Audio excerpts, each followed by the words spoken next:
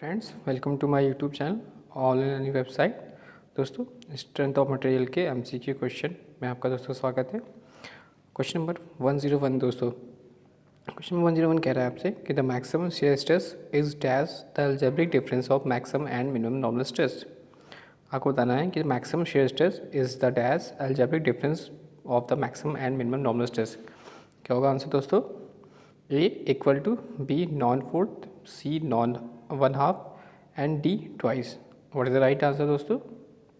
101 का that is your C, यानी 1/2, यानी the maximum shear stress is 1/2 the algebraic difference of maximum and minimum normal stresses.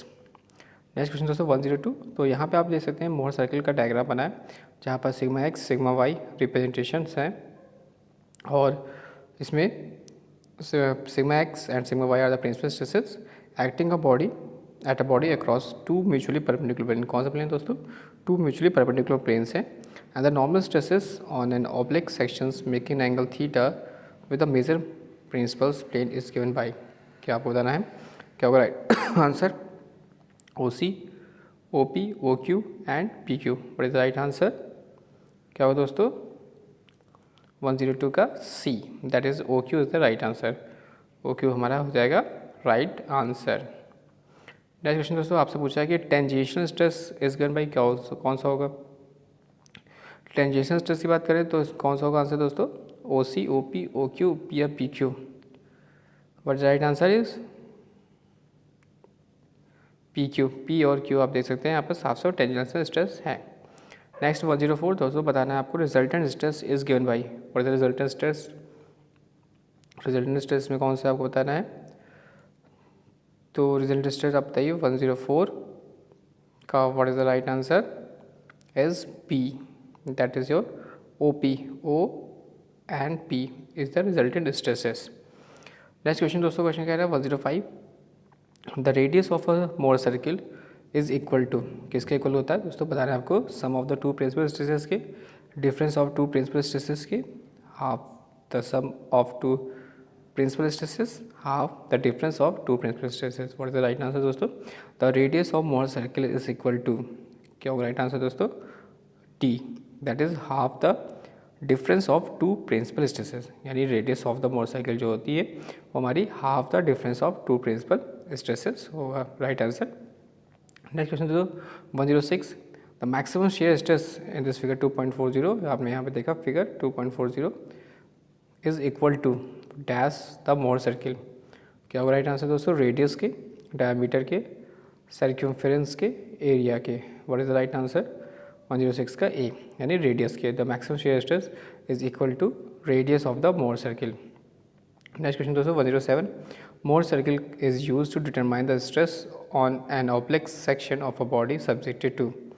आपको बताना है क्या होगा इसका राइट आंसर दोस्तों? कि Mohr circle is use to determine the stresses on oblique section of a body subjected to direct tensile stress in one plane accompanied by shear stresses, direct tensile stress in two mutually perpendicular directions, direct stresses in two mutually perpendicular directions accompanied by a simple shear stresses and all of the above। What is the right answer दोस्तों? तो 107 का दोस्तों right answer रहेगा D, that is all of this right है दोस्तों। यानी Mohr circle का use determine the stresses on oblique sections of a body subjected to direct tensile stress in one plane accompanied by shear stress भी होगा, direct stresses in two mutually perpendicular directions में भी होगा, direct stresses in two mutually perpendicular directions accompanied by a simple shear stresses. Next question तो 108 आपको बताना है कि when a body is subjected to direct tensile stress sigma x and sigma y in two mutually perpendicular direction accompanied by a simple shear stress tau xy, then in Mohr circle method तो radius circle is taken by. क्या होगा दोस्तों का right answer? आपको बताना है what is the right answer is 108 का C, that is 1/2 करना है square root of sigma x minus sigma y का whole square plus 4 tau square x y. Next question दोस्तों 109 in Mohr circle the centre of circle from y axis is taken as. क्या होता है Y axis से अगर हम लेते हैं in Mohr circle the centre of circle from y axis is taken as. क्या होगा राइट आंसर दोस्तों 109 का? दैट इज बी, यानी sigma x plus sigma y by 2। Mohr circle centre of circle from y axis हम लेते हैं sigma x plus sigma y by 2। Next question दोस्तों 10110।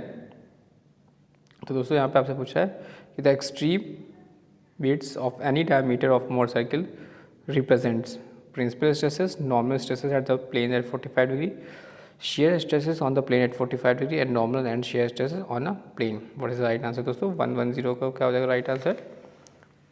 तो हो जाएगा दोस्तों इसका right answer B, that is normal stresses on the plane at 45 degree. Next question दोस्तों 111। दोस्तों क्वेश्चन आपसे पूछ रहा है कि जो मैक्सिमम शेयर स्ट्रेस है वो equal to radius of the Mohr circle. आपको बता रहा है maximum shear stress is equal to the radius of Mohr circle, correct या incorrect?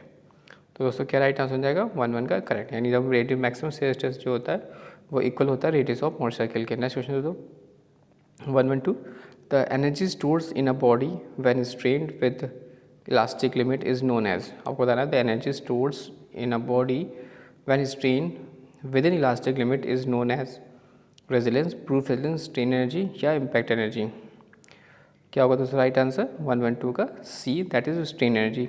The energy stores in a body when strained within the elastic limit is known as strain energy. Next question दोस्तों 113। The total strain energy stored in a body is termed as, क्या कहलाता है दोस्तों? Resilience, proof resilience, impact energy, modulus of resilience. What is the right answer is resilience. The total strain energy stored in a body is termed as a resilience. Next question दोस्तों 114। The proof resilience is the maximum strain energy which can be stored in a body. Yes या no? The proof resilience is the maximum strain energy which can be stored in a body. Yes या no? क्या होगा दोस्तों right answer 114 का A, that is yes. Next question दोस्तों the proof resilience per unit volume of a material is known as modulus of resilience. The proof resilience per unit volume of a material is known as modulus of resilience. What is true या false? That is true. Next question दोस्तों strain energy is the, क्या होता है दोस्तों strain energy? आपको बताना है energy stores in a body when strain within the elastic limit. Strain energy क्या है? Strain energy is the energy stores in a body when strain within the elastic limit, that is your A. दोस्तों 117 का दोस्तों आपको बताना right answer. Question ये कह रहा है कि the strain energy stored in a body when suddenly loaded is dash the strain energy stored when same load is applied gradually. किसके इक्वल होगा? इक्वल टू होगा, 1/2 होगा, ट्वाइस होगा या 4 टाइम्स होगा? What is the right answer दोस्तों? तो twice यानी नहीं होगा, दैट इज 4 टाइम्स, यानी the strain energy stores in a body when suddenly load is 4 times, यानी that is your D.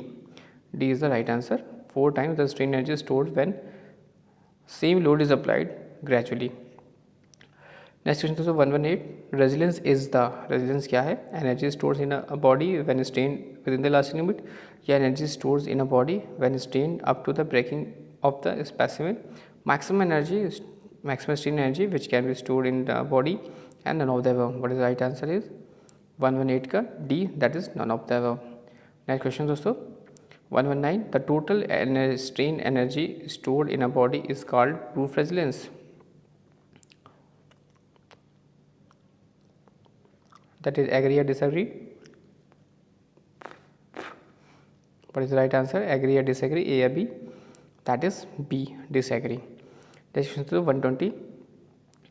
Modulus of resilience is the proof resilience per unit volume of a material. Correct या incorrect? That is correct. This one is statement is correct. ये modulus of resilience is the proof resilience per unit volume of material. Next question दोस्तों आपको बताना है कि the strain energy stored in a body when the load is gradually applied is, क्या होगा दोस्तों? Sigma E upon capital V, sigma V upon capital E, sigma square E upon 2v या sigma square V upon 2e। Sigma यहाँ पर हमारा stress in the material of the body, v is the volume of the body and e is the modulus of the elasticity of the material. What is the right answer is 121 का, that is D, यानी strain energy stores in a body the load is gradually applied is sigma square capital V upon 2e is the right answer. Next question is 122 question कह रहा है कि the stress induced in a body when suddenly loaded is dash the stress induced when the same load is applied gradually. क्या होगा right answer दोस्तों?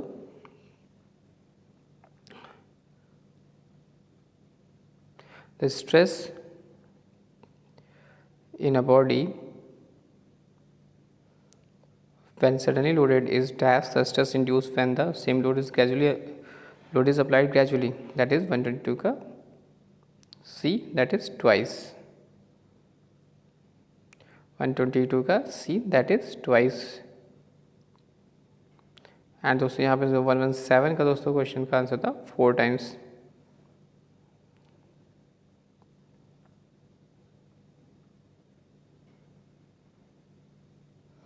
जब stress का case होगा तो आप कंसीडर करोगे twice, that is stress induced when the same load is applied, that is your twice is the right answer.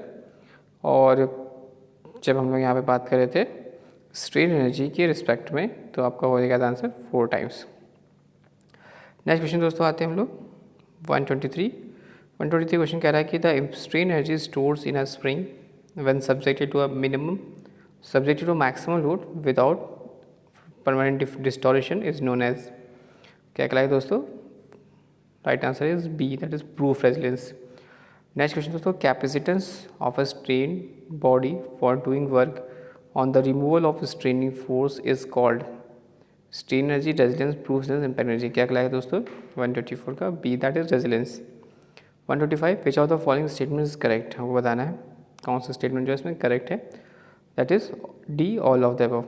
यानी the energy stores in a body when strained within the last limit is known as strain energy, and the maximum strain energy which can be stored in a body is termed as the proof resilience, and the proof resilience per unit volume of the material is known as mode of resilience. These are the all the statement is right. Question number 126 कह रहा है आपसे कि the strain energy stores in a body due to shear stress is, क्या होगा दोस्तों formula? Tau upon 2c into V, 2c upon tau V and tau square upon 2c into V and 2c upon tau square into V. Tau हमारा shear stress है, C हमारा shear modulus है, capital V हमारा volume of the body है. What is the right answer is 126 का C, that is tau square upon 2c into V. यहाँ पर C हमारा शेयर मॉडुलस है, टाउ हमारा शेयर स्ट्रेस है एंड वी हमारा वॉल्यूम ऑफ द बॉडी है. And the strain energy in a body due to shear stress हो जाएगा tau square upon 2c into V. Next question दोस्तों 127, a beam which is fixed at one end and free at the other and is called, क्या कहलाएगा दोस्तों? Simply supported beam, fixed beam, overhanging beam and cantilever beam. What is the right answer 127 का दोस्तों D. अगर beam है जो कि fixed है एट वन एंड और फ्री है अदर एंड तो वो हमारी कहलाती है कैंटिलीवर बीम. नेक्स्ट क्वेश्चन दोस्तों, a beam supported at both ends is not a simply supported beam. True या false? False. A beam extending beyond the support is called, क्या कहलाएगा दोस्तों?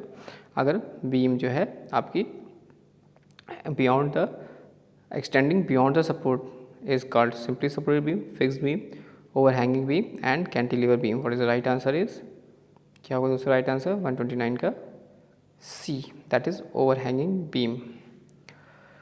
नेक्स्ट क्वेश्चन दोस्तों 130, a beam is encastered at both the end is called, क्या होगा दोस्तों? Simply supported beam, fixed beam, cantilever beam, continuous beam. What is the right answer is fixed beam. A beam encastered at both the end is called fixed beam. Next question दोस्तों 131, a beam on more than two support is called, क्या कहलाता है? A beam more than on more than two support, simply supported beam, fixed beam, overhanging beam, continuous beam. What is the right answer is continuous beam. The beam support on more than two support is called continuous beam. Next question दोस्तों 132,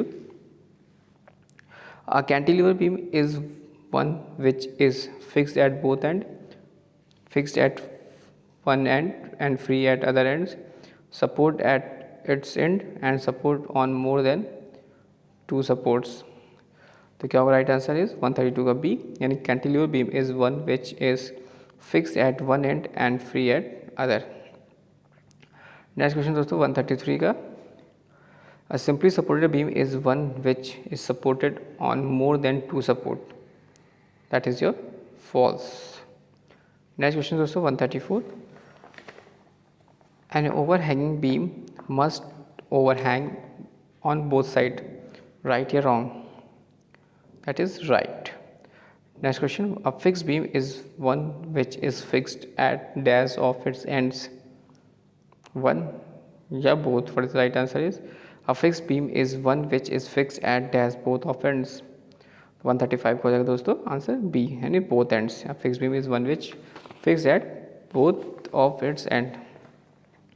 136 दोस्तों question कह रहा है कि a continuous beam is one which is fixed at both end, fixed at one end and free at other ends, support at on more than two supports and extending beyond the support.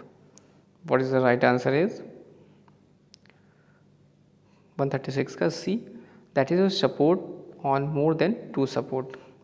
Next question 137. A concentrated load is one which act at a point on a beam, spreads non-uniformly over the whole length of a beam, spreads uniformly over the whole length of a beam, varies uniformly over the whole length of a beam.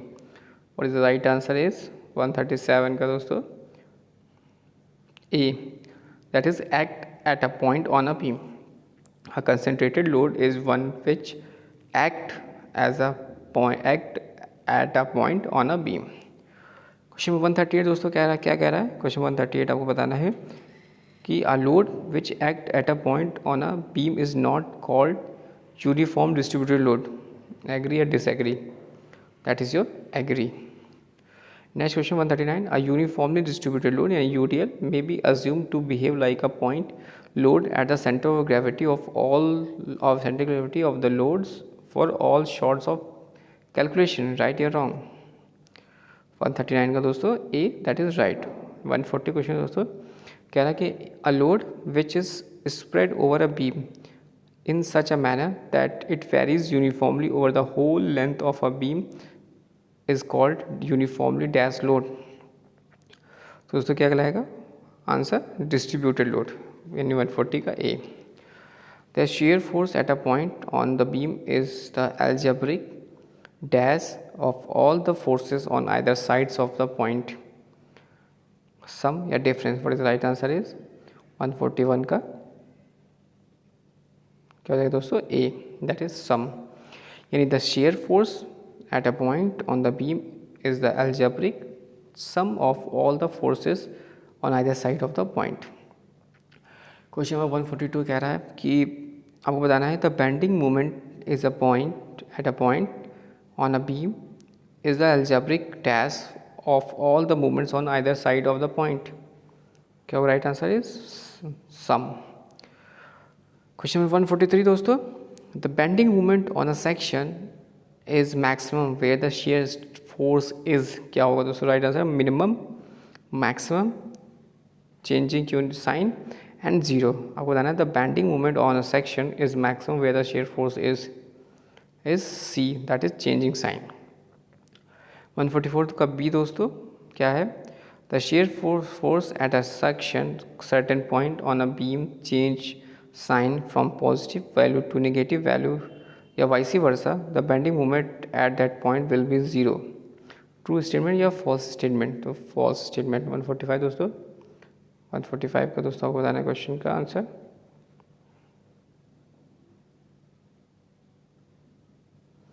Question number 145. Question 145 कह रहा है आपसे कि आपको बताना है कि when a load on the free end of cantilever beam is increased, failure will occur at the free end, at the fixed end, in the middle of the beam and at a distance to L/3 from free end. What is the right answer is 45 का B, that is at fixed end. And when a load on the free end of cantilever beam is increased, failure will occur at the fixed end, यानी B. Next question तो 146 का the bending moment at the free end of cantilever beam is zero, minimum and maximum. What is the right answer is zero. The bending moment at the free end of cantilever beam is zero. Next question तो 147. तो 147 आप देख सकते हैं कि एक cantilever beam है जिसकी लेंथ L है और carrying a point load W at the free and, और आपको बताना है which is the following correct statement, कौन सा होगा 147 का बी। ए हमारा जो है ये शेयर फोर्स का डायग्राम है, और सी हमारा क्या है, बेंडिंग मोमेंट का डायग्राम है। ए शेयर फोर्स है और सी जो है हमारा बेंडिंग मोमेंट का डायग्राम रिप्रेजेंट कर रहा है। नेक्स्ट क्वेश्चन दोस्तों 148 बताना है आपको कि जब cantilever beam is loaded with concentrated loads the bending moment diagram will be, क्या होगा दोस्तों राइट आंसर 148 का C, that is inclined straight line. जब कैंटिलीवर बीम है और इज लोडेड विद किससे, concentrated loads and the bending moment diagram will be inclined straight line. Next question दोस्तों, the bending moment diagram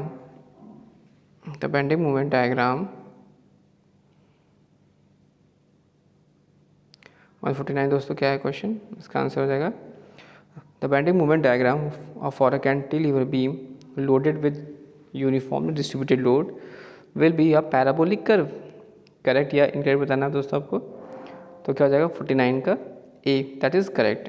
and last question 150, the maximum bending moment of a cantilever beam is, कहाँ मिलेगा दोस्तों 50 का B, at the fixed end. What is the right answer is at the fixed end. दोस्तों thanks for watching and sharing.